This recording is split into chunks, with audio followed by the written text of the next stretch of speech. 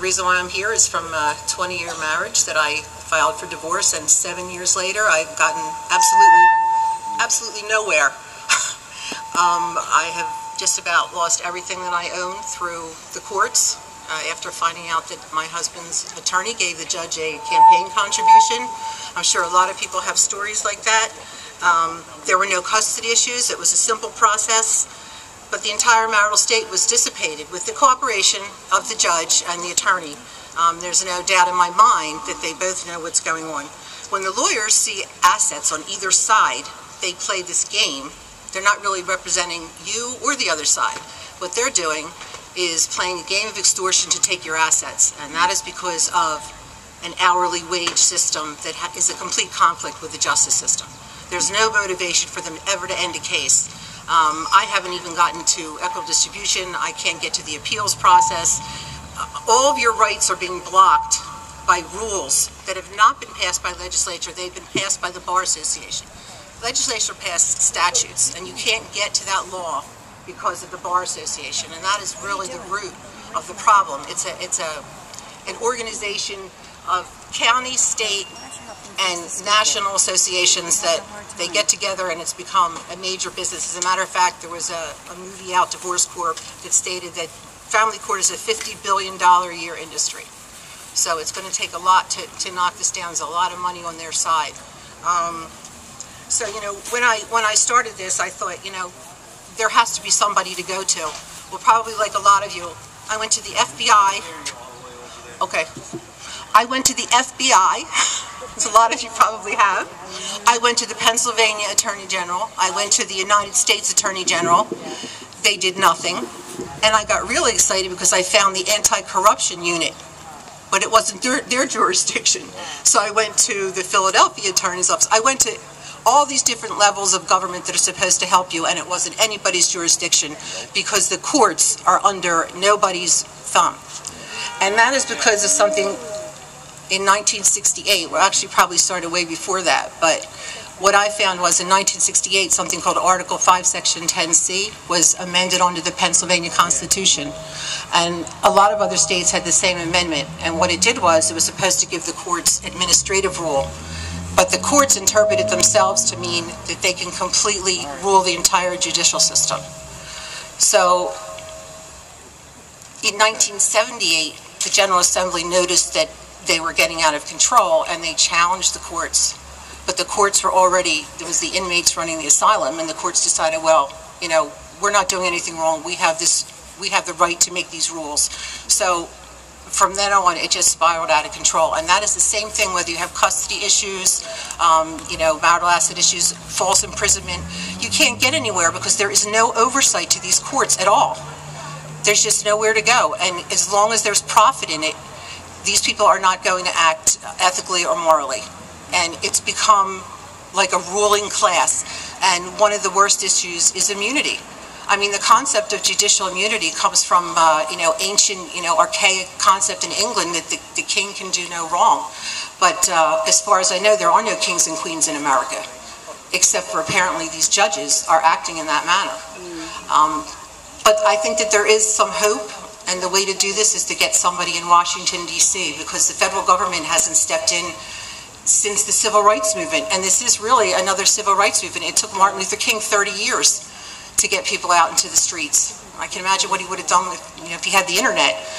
But at this point, you know, we need somebody down in Washington. And that's, you know, that's why I'm here today. I'm with Andy Ostrowski, who's running for U.S. Congress.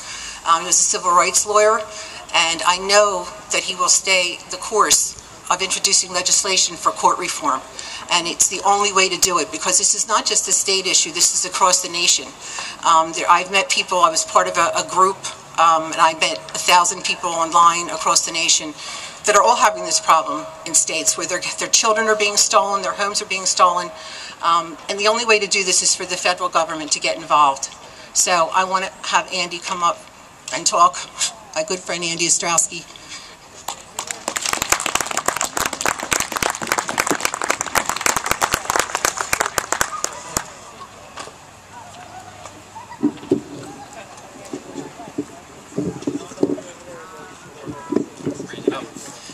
Everybody hear me okay?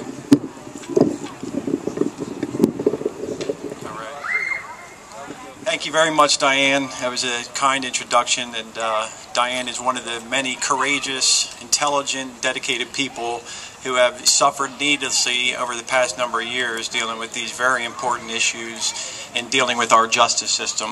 And fundamentally, that's what this is all about. It's all about justice in America and how it's administered. We have a civil rights icon, Jesse Epps, here. Very pleased and honored, sir, to take this stage before you come up here today. I want to thank Lou Jasikoff for all the efforts that he's put into this. I met Lou, and it's going to be a great opportunity for he and I to work with each other and get these messages out. There are some real fundamental problems with the way justice is administered in America, and one of the problems is that it's not covered by the media the way it should be. You know, we get you get the gay and lesbian marriage issue from the Supreme Court. I mean, these are important issues. They're important wide public policy issues, and you get abortion issues and things like that covered from time to time, but you don't get the suffering covered, and there's some structural, institutional reasons for that I'm going to talk a lot about. I'm not going to get into all the policy details of it today, but you get, no one's going to talk about Bruce Levine and his family suffering, and nobody's going to talk about June Weiss and her suffering, and nobody's going to talk about Tara Koval and her suffering, and that's what we're going to talk about during this campaign. I've been doing this for 20 years. I've been in the civil rights practice for 20 years. For the past 4 years, I've developed something called the Pennsylvania Civil Rights Law Network. I've worked with Democrats, I've worked with Republicans, I've worked with Tea Partiers, I've worked with Occupy Wall Streeters, I've worked with libertarians, I've worked with people from the sovereign rights movement. And the sentiment that I'm hearing out there is all the same, that the system is broken, the government no longer works for us, and what's most pertinent for us today is that the courts no longer work for us. You don't go into these halls of justice anymore and get fair and equal access to justice. And again, there are a whole host of institutional reasons for these things, but I'm not going to get into all the policy details. I'm going to talk about it a lot in my campaign, but we're going to talk today just generally about some of these themes and how it's affecting people. I have been standing with people and representing people as a civil rights lawyer. I'm a suspended civil rights lawyer right now, and there's a whole story to be told there. I'm a victim of the same system that a lot of these people are victims of, because I had the courage to stand up and the heart to stand up and to fight with them and try to find their justice in certain ways, and you become targets in this system. Some of the issues relate to the whole Article 5, Section 10 thing that Diane talked about, and there are things that we need to talk about there. But civil rights lawyers in particular are singled out for sanctions and for discipline more than other lawyers. And what's the result of this is that the individuals are suffering. These are not disgruntled litigants that came out here today because they're disappointed in a bad result that they got from the courts, or that their case got thrown out and they just think that it should have been a different result.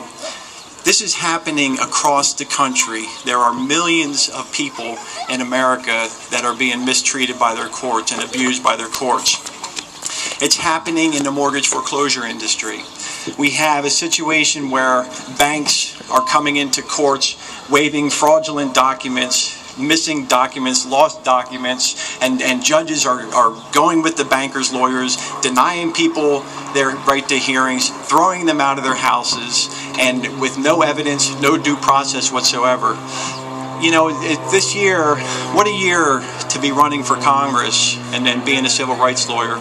It is 50 years this year since the passage of the Civil Rights Act of 1964, and Mr. Epps knows how hard that fight was to get.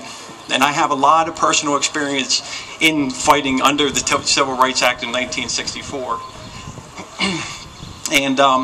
But the fact is, we're here 50 years later, and we're still not getting justice. Bigotry is still an issue in this society.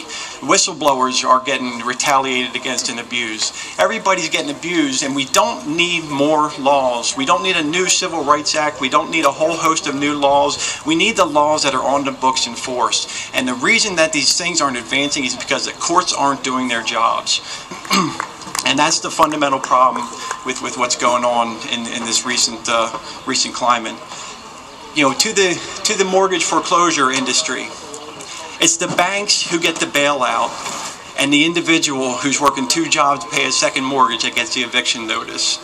The civil rights issue that has become the issue for the 21st century is due process. What we are talking about here today is we're talking about fundamental, across-the-board deprivations and denials of due process. It does not know skin color, it does not know nationality, it does not know anything, but that's what's happening. Every time you walk into a court and you walk out without a hearing, and you walk out without a transcript, and the judge ignores evidence, that's a due process of law issue. And this is the way we're going to start looking at these issues and focusing on these issues. The issues also